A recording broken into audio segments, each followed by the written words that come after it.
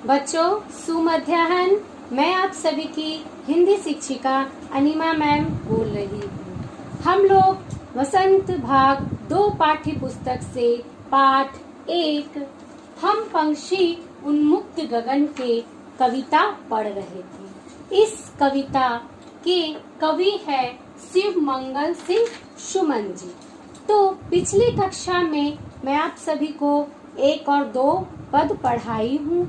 तो आज मैं पुनः चर्चा करती हूँ कि इस पाठ के माध्यम से कवि क्या कहना चाहते हैं। तो कवि शिव मंगल सिंह सुमन जी जो है हम पंछी उन्मुक्त गगन के कविता में आजादी के महत्व को बताते हैं तथा पिंजड़े में बंद पंछियों की मनोदशा को व्यक्त करते हुए कवि कहते हैं कि उन पंछियों को जिनको पिंजड़े में बंद कर दिया जाता है और उन पंछियों को अगर हर प्रकार की सुख सुविधा पिंजड़े में बंद रहकर दी जाए तो उन्हें बिल्कुल पसंद नहीं होता। क्यों? क्योंकि वे आजाद रहने वाले पंछी हैं। ईश्वर ने उन्हें पंख दिए हैं उड़ने के लिए और वह खुले आसमान में उड़ना चाहते हैं, इसलिए उन्हें बंद पिंजड़े में सुख सुविधा प्राप्त होने के बावजूद भी उन्हें मंजूर नहीं है, बल्कि वे तो स्वतंत्र आसमान में संघर्ष करते हुए अपने जीवन को जीना चाहते हैं।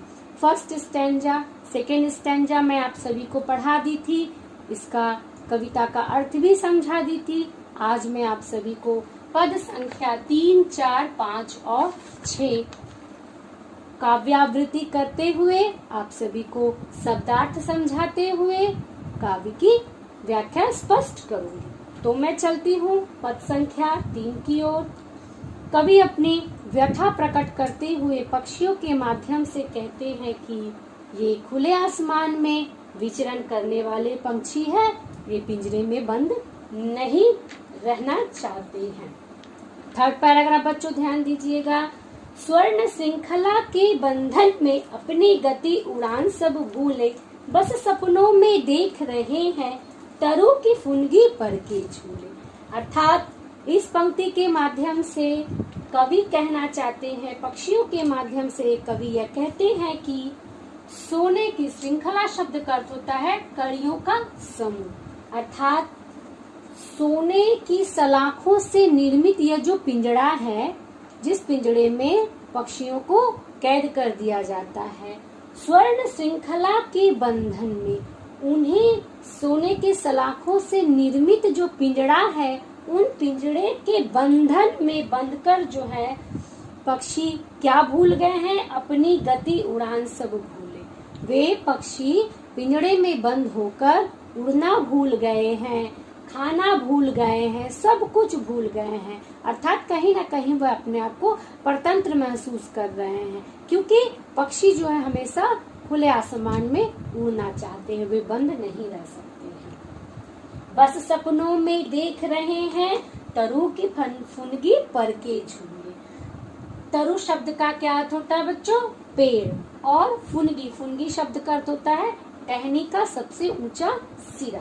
तो पक्षी कह रहे हैं कि हम जो है अपनी उड़ान गति जो है पिंजड़े में बंद रहकर सब कुछ भूल चुके हैं और अब तो केवल हम सपनों में यह सोच रहे हैं कि वे क्या कर रहे हैं, बस सपनों में देख रहे हैं, बस वो सपनों में ही यह सोच रहे हैं। उनकी एकमात्र अभिलाषा यह रह गई है क्या कि वह पेड़ के सबसे ऊंची टहनी पर जो है वह उसमें झूल रहे हैं।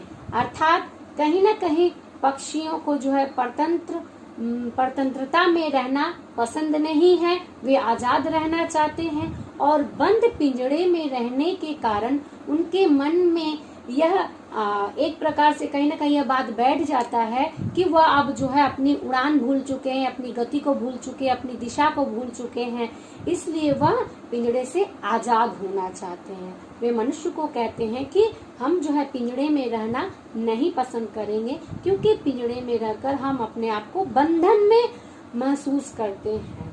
अब बच्चों मैं 4th स्टैंजा अर्थात पद संख्या 4 पढ़ती हूँ, आप सभी ध्यान देना, पेंसिल भी साथ में रखना। ऐसे थे अरमान की उड़ते, नीले नभ की सीमा पानी, लाल किरण सी चोंच खोल, चुगते तारक अनार के दाने। ऐसे थे अरमान की उड़ते। इस पंक्तियों में कवि जो है पक्षियों के अभिलाषा, उनकी मन की इच्छा को व्यक्त करते हुए कहते हैं कि पक्षियों के जो पिंजड़े में बंद पंछी हैं, वे यह कहते हैं कि हमारी ऐसी इच्छा है या उनकी ऐसी इच्छा थी कि वह जो ऐसे थे अरमान की उड़ते, उनकी अरमान अर्थात अरमान शब्द का अर्थ होता है इच्छा, उनकी यह इच्छा है कि वह खुले आसमान में उड़े, नीले नभ की सीमा पाने, और उड़ते उड़ते जो है बहुत दूर आकाश को जो है,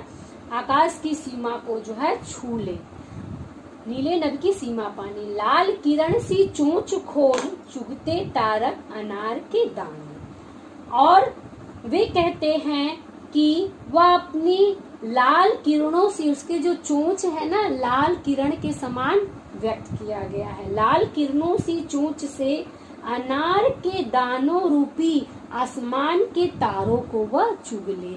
जिस प्रकार आसमान में जो है छोटे छोटे तारे जो है उनको अनार के दाने के रूप में यहाँ पर बताया गया है।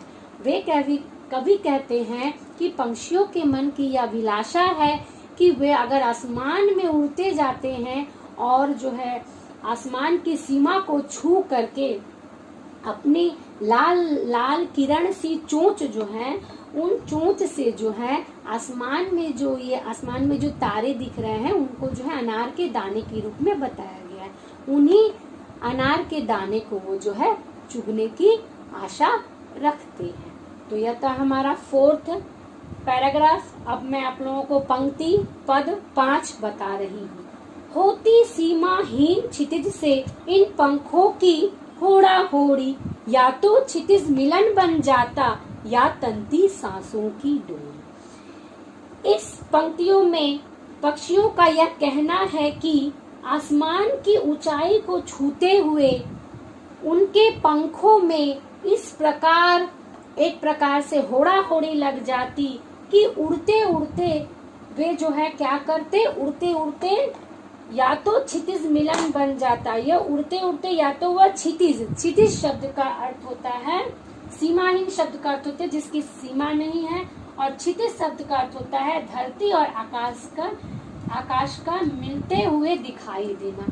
क्या यह संभव है बच्चों? कभी हम लोग देखे हैं कि धरती और आसमान एक साथ मिल जाते? नहीं, ऐसा अनुमान किया गया, ऐसा कभी अनुमान करते हैं कि पक्षियों की मन की यह अभिलाषा है कि वह उड़ते उड़ते इतना दूर सीमाहीन अर्थात जहाँ किसी की सीमा ना हो और क्षितिज पर जाकर के वो मिलन कर जाते। क्षितिज शब्द का अर्थ होता है जहाँ धरती और आसमान को मिलते हुए दिखाई देता है।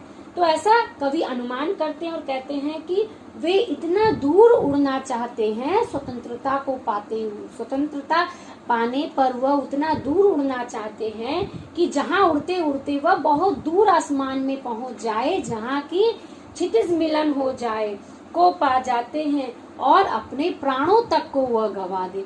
अर्थात आसमान में वह इतनी दूर उड़ता चला जाए कि वह अपने प्राणों को गंवाना मंजूर है, लेकिन उन्हें बंधन में रहना कतई मंजूर